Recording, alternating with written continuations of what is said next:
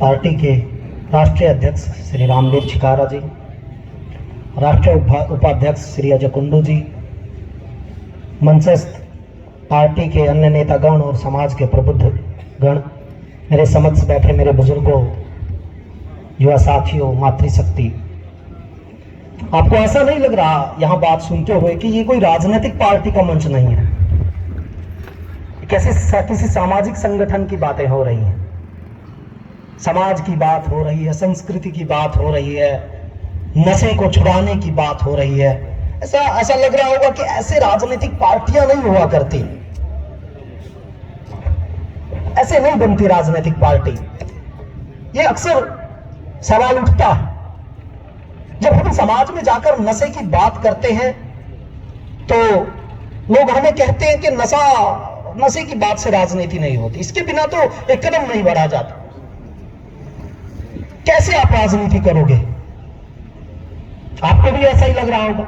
लेकिन मैं एक छोटी सी घटना से आपको ये चीज कहना चाहता हूं कि समाज में एक वर्ग ऐसा होता है जो हर ठीक चीज को शुरू करने से पहले बंद करने की कोशिश करता है।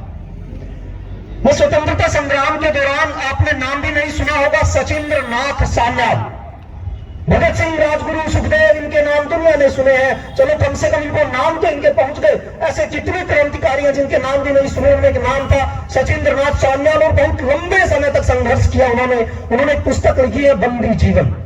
उस पुस्तक को मैं पढ़ रहा था और शायद एक और चीज आपने थोड़ी बहुत सुनी होगी, शायद बुजुर्गों ने किसी और ने, हमारे देश में एक आंदोलन हुआ था, गदर आंदोलन।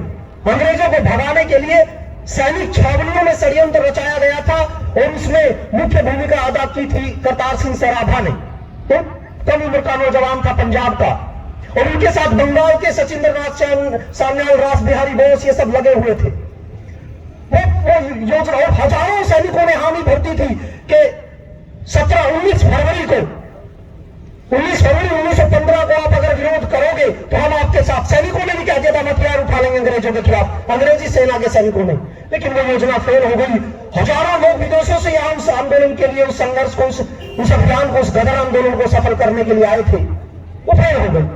सचिंद्र नाथ सान्याल कहते हैं इतना दुख हमें उसके फेल होने से नहीं हुआ, और जब उसके बाद अंग्रेज रोड एक्ट लेकर आए, हमारी भावनाओं को कमजोर समझा गया और हमें मजाक के रूप में पेश किया गया कि चंद बालकों ने विद्रोह की योजना बनाई, तब भी हमें दुख नहीं हुआ, क्योंकि अंग्रेज दुश्मन तो हमेशा दुश्मन को कमजोर दिखाता है।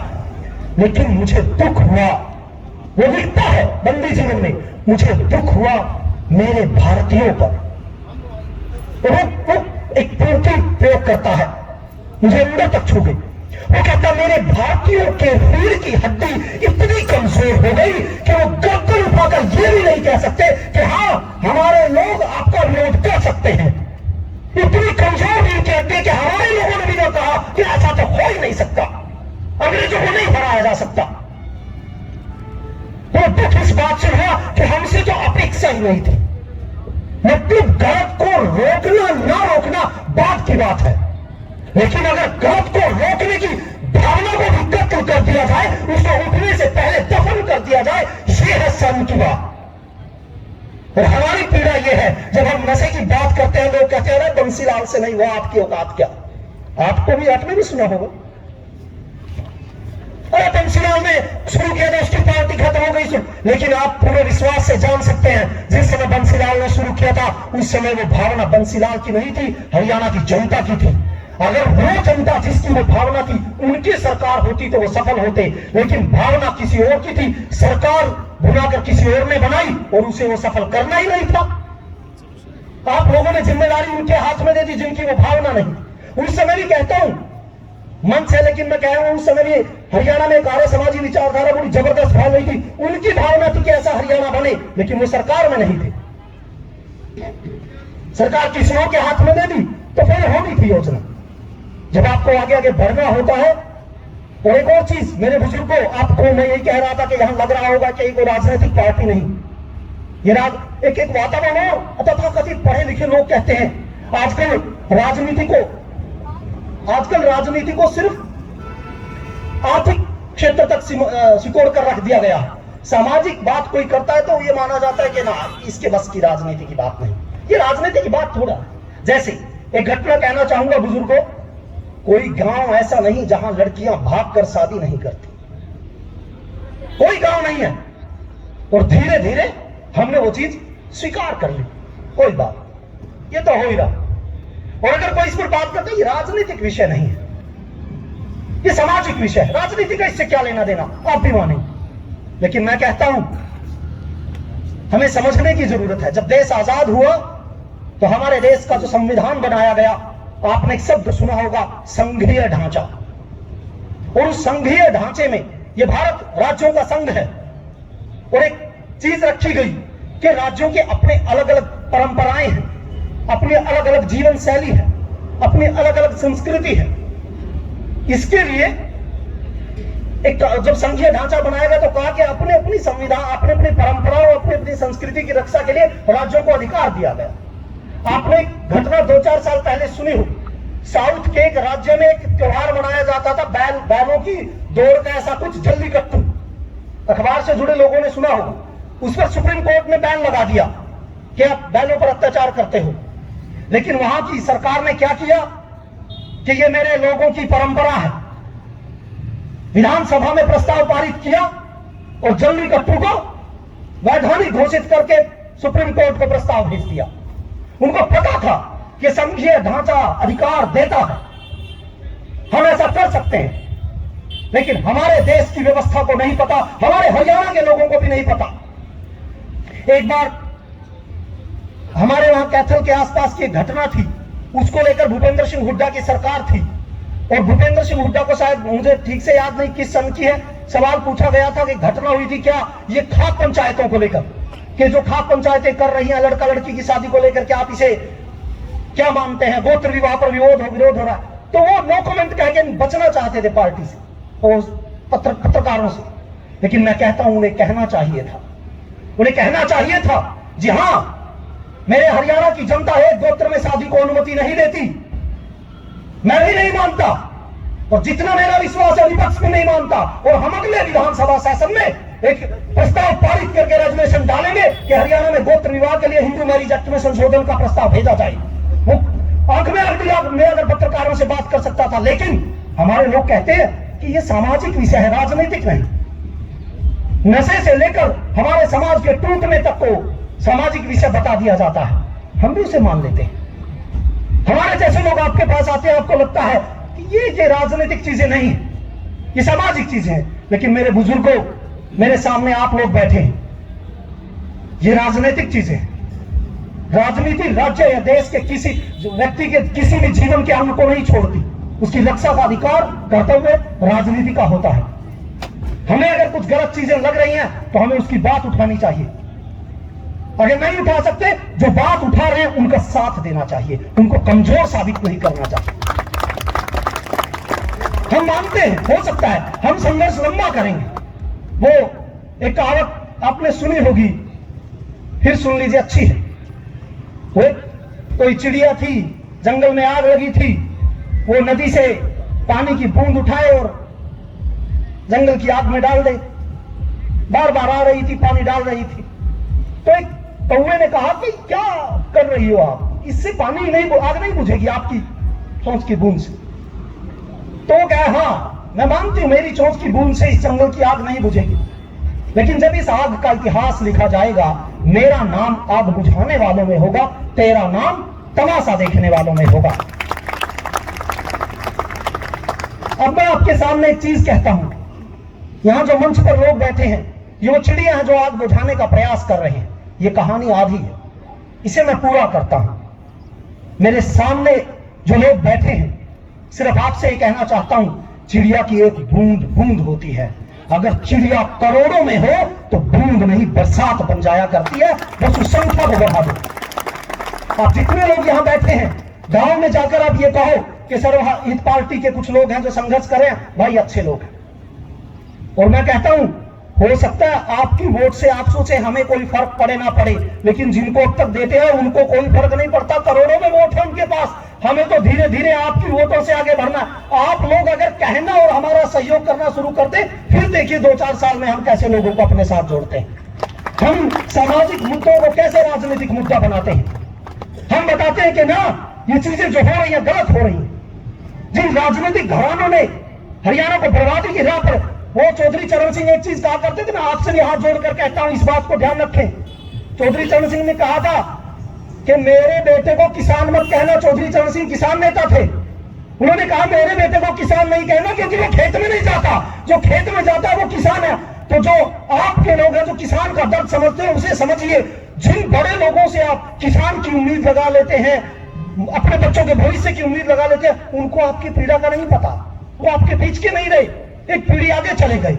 हाँ, उनमें से कोई संघर्ष करेगा, आपको समझ देगा, लेकिन यहाँ मंच पर बैठे लोग, रामवीर चिकारा जी जैसे लोग जो आपके मध्य के हैं, आपके बीच के हैं, आपके साथ रहते हैं, इनको पता है तकलीफें क्या होती है, बदलाव कैसा होना चाहिए। कुछ भी हो जाता। अभी नशे का जो बातें चल रही थी, सुरेंद्र किनाना जी ने हमारे सामने कही, नशा आजकल मुद्दा बनाया जा रहा है। यहाँ नकली लोग बहुत हैं, राजनीति तो नकलियों से भरी पड़ी है कि कोई मुद्दा उठ रहा है तो उसे कैश कर लो, कोई अच्छा आदमी आएगा उसकी फिर कोई सुनेगा ही नहीं। तो विधानसभा में आजकल ये हरियाणा सरकार भी नशा नशा चिल्लाने लगी है। जो 9200 करोड़ का टारगेट रखती है शराब बेचने का, उसे भी नशे की चिंता है। मैं एक हादसे की बात उनकी सुनाऊंगा। पिछले अगस्त का जो विधानसभा सेशन था, उसमें एक विधायक ने गृह मंत्री अनिल विज से पूछा कि नशे को लेकर आपकी सरकार क्या कर रही है, इस पर जवाब दीजिए। तो उन्होंने कहा कि नशे को लेकर हमारी सरकार क्या कर रही है, मैं आपको कुछ आंकड़े बताना चाहता हूं। उन्होंने नशा मुक्ति केंद्र खोले हुए हैं कई जिलों में, 10 जिलों को प्राथमिकता दी है, और उन्होंने कहा नशा मुक्ति केंद्रों का आंकड़ा मेरे पास है। 2018 तक यह आंकड़ा 1 लाख रजिस्ट्रेशन होते थे, जहां लोग नशे से पीड़ित थे और नशा छोड़ना चाहते थे। और बोला अब ये आंकड़ा जो मेरे पास आया, हमने जो काम किया है, ये आंकड़ा 2021 में 7 लाख हो गया, जो लोग नशे से बुरी तरह पीड़ित और नशा छोड़ना चाहते हैं। ये हमारी सरकार ने काम किया, काम गिनाया। बताइए ये क्या है? 1 लाख से आंकड़ा 7 लाख पर हो गया जो नशा छोड़ना चाहते हैं, और उन्होंने उसे डायरी में लिख लिया। ये काम है नशा छुड़वाने का या बढ़ाने का? उनको शर्म आनी चाहिए थी, कहना चाहिए था हमें शर्म आ रही है, हर साल 1 लाख लोग पीड़ित थे, अब 7 लाख लोग पीड़ित है, हमें दुख है। वो कह रहे हमें गर्व है, 1 लाख लोग पीड़ित थे, अब 7 लाख हो गए हैं, हमने रजिस्टर में नाम लिख दिया। वहां विधानसभा में और क्या एक्शन के मूड में सरकार अखबार लिखते हैं, सरकार नशे को लेकर एक्शन के मूड में, करोड़ों के इनाम बांटे जाएंगे। और मैंने सामाजिक न्याय मंत्रालय की वेबसाइट पे देखा 30,000 और 50,000 के इनाम दिए जाते हैं हर साल।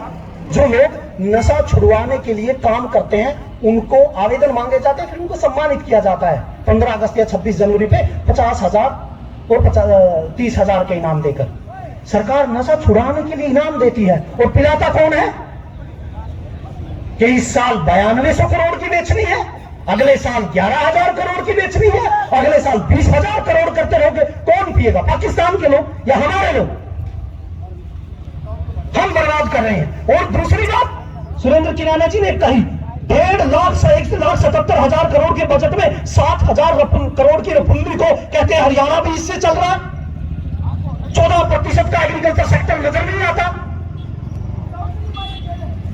कमाई की बात है, मतलब एग्रीकल्चर सेक्टर से ऐसा लगता है कि कोई कमाई नहीं, नशे से कमाई है, और किसी सेक्टर से कमाई नहीं। वो बाकी का 1 लाख, वो 1.5 लाख करोड़ कहां से आया? लेकिन कोई क्यों? क्योंकि शराब के व्यापारी सीधे अटैचियां पकड़ाते हैं पैसों की, उनके लिए पॉलिसियां बनेंगी। और आपके लिए क्या पॉलिसियां बनती है? देखिए मेरे शब्दों में, आप भी किसान वर्ग से जुड़े हैं, मैं भी किसान वर्ग से जुड़ा हूं। उस खेत में जुड़े आदमी का दर्द मुझे महसूस होता है, और जब सरकार उसके साथ मजाक करती है तो गुस्सा भी आता है।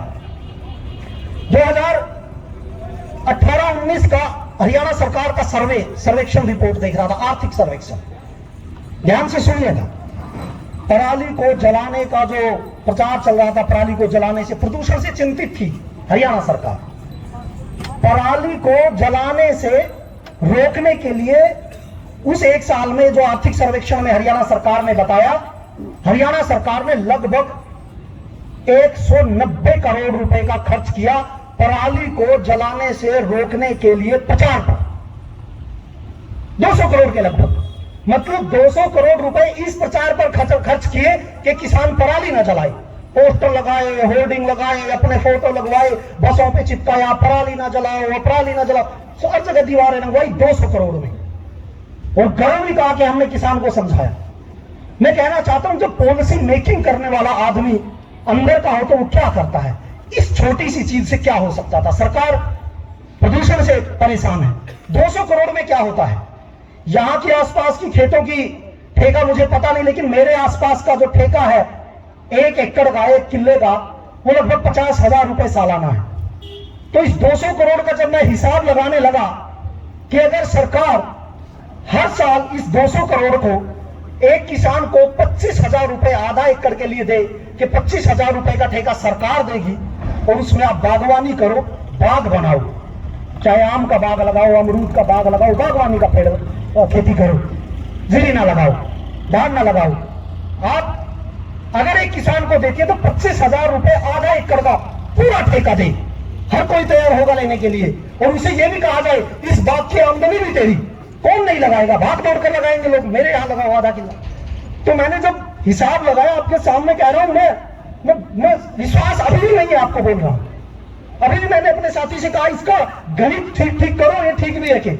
जब मैंने 200 करोड़ को 25,000 से भाग किया तो 80,000 रुपए का आंकड़ा आया। मतलब 200 करोड़ में आधा एकड़ के 80,000 बाग हरियाणा में लगाए जा सकते हैं, जिनसे इन्होंने पोस्टर लगाए प्रदूषण कम करने के। अगर 80,000 हो सकता है मेरा जीरो गलत हो गए मुझे, लेकिन मैंने बार बार किया 200 करोड़ में 25,000 1 एकड़ को दे तो 80,000 बाग लगते हैं। चलो एक जीरो काट दो, 8,000 बाग भी हर साल लगे तो हरियाणा 5-7 साल में हरियाली से भर जाएगा। और लोग क्यों धान और जीरी के पीछे लगेंगे? नहीं लगेंगे। मेरे जिस गांव से आता हूं सबसे ज्यादा नेट हाउस फार्मिंग होती है, वहां खीरे की खेती करते हैं। 1 एकड़ में 5-6-7 लाख का खीरा निकल जाता है। सरकार उसे रोकने के लिए जो सब्सिडी देती थी हर साल कम कर रही है। मतलब मैं क्या कहना चाहता हूं, दिखाया जाएगा कि हम किसान के हितैषी हैं और नीचे नीचे किसान को बर्बाद किया जाएगा। और हर सरकार, चाहे इसमें कांग्रेस है चाहे भारतीय जनता पार्टी, यहां इनको चलाने वाले व्यापारी लोग होते हैं। हम सोचे ये चले गए तो दूसरे आ गए। यहां कुछ दिन पहले आपके पास ही आंदोलन चल रहा था, उस आंदोलन में पूरी तरह सक्रिय था किसान आंदोलन। जो किसान बिल भाजपा लेकर आई थी 2012 में, कांग्रेस भी लेकर आई थी, लेकिन हम उन पर नहीं आवाज उठाएंगे। हमें लगता है वो ठीक थे, जो आया वो वैसा ही चला, क्योंकि आपके घर से निकले हुए लोग राजनीति की ताकतों पे नहीं पहुंचते। मैं सिर्फ आपसे इतना कहना चाहता हूं, अगर सुधार करना चाहते हो तो अपने बीच के लोगों को ताकत दो। साल लगे, 2 साल लगे, 5 साल लगे, 10 साल लगे, लगने दो, उनकी ताकत बढ़ाओ। उनको आपकी वोट लेके कोई फर्क नहीं पड़ेगा, लेकिन जब आपकी वोट हमें मिलेगी तो हमें फर्क पड़ेगा। क्या? हमारी हिम्मत बढ़ेगी। वो हिम्मत आपसे चाहते हैं, नहीं तो भयंकर दुष्परिणाम भुगतने के लिए मेरे बुजुर्गों हमारे सामने पीछे लिखा है यूथ अवेयरनेस कैंपेन, लेकिन है तो ये पब्लिक के साथ साथ, मैं तो कहता हूं यूथ शायद हमारी बात ना समझे, बुजुर्गों को समझनी होगी। एक चीज ध्यान रखना, आपके आज इस मंच से कहकर जा रहा हूं, अगर हम जैसे लोग आगे ना बढ़े तो 10 साल बाद आपको दिखाऊंगा आपके घर की बेटी आपके सामने शराब पिएगी और फिर आप उसे रोकोगे तो उसके लिए टोल फ्री नंबर होगा सरकार की तरफ से जारी किया हुआ कि तेरा पिता तुझे रोक रहा है तो टोल फ्री नंबर पे पुलिस को बुला, मेरी स्वतंत्रता पर प्रतिबंध लगाया जा रहा है। और सरकार आएगी, हाँ बेटी तुझे तंग किया, तेरे पिता पे मुकदमा दर्ज करें, हाँ जी कर दो। ऐसा समाज बनाने की तरफ बढ़ रहे हैं, क्योंकि हमारे पास लंबा समय होगा, इतना समय भी चर्चा का नहीं है। बहुत योजनाबद्ध तरीके से जो हमारी माताएं हैं, इनको जो 50% कस्टमर है शराब का, इसको भी ढूंढा जा रहा है। इसको भी कस्टमर बनाने के लिए बड़ी बड़ी कंपनियां काम कर रही हैं। फिल्मों में प्रचार किया जाता है, एडवर्टीजमेंट कराई जाती है ताकि महिलाएं भी शराब पिएं। और आप तो दिल्ली के नजदीक है, शायद आपके पास तो सबसे ज्यादा इसका असर पहुंचेगा, हम तक रेप पहुंचेगा। ये योजनाएं चल पड़ी हैं क्योंकि हमने जिनको जिम्मेदारी दी थी रक्षा की, हमारे लोगों को, समाज को संभालने की, वो सरकारों को बनाने और गिराने में लगे रहे। उनका कर्तव्य था सरकार बने गिरे, हमें कोई फर्क नहीं पड़ता। अगर लोगों को मारकर सरकार चलती है तो लोगों को मारकर चला देंगे, लोगों को जिंदा करके चलती है, लोगों को जिंदा करके चला देंगे। उनका तो एक ही देह है, बस सरकार बनती बिगड़ती रहे, सामने वाले की या हमारी, हमें समाज से कोई लेना देना नहीं। लेकिन आपके पास समाज से लेना देना रखने वाले लोग हैं। संघर्ष लंबा है, हम बहुत दिन से लगे हैं पूरे हरियाणा में। हम तो ये भी कहते हैं हमारा संगठन बहुत मजबूत है। अभी पार्टी का नाम होने में समय लगेगा, लेकिन धीरे धीरे हम उसकी तरफ बढ़ रहे हैं। आप लोगों का हम सहयोग चाहते हैं ताकि हमारी बेटियां सुरक्षित रहें, अपने माता पिता के साथ रहें, उनके कहने में रहें,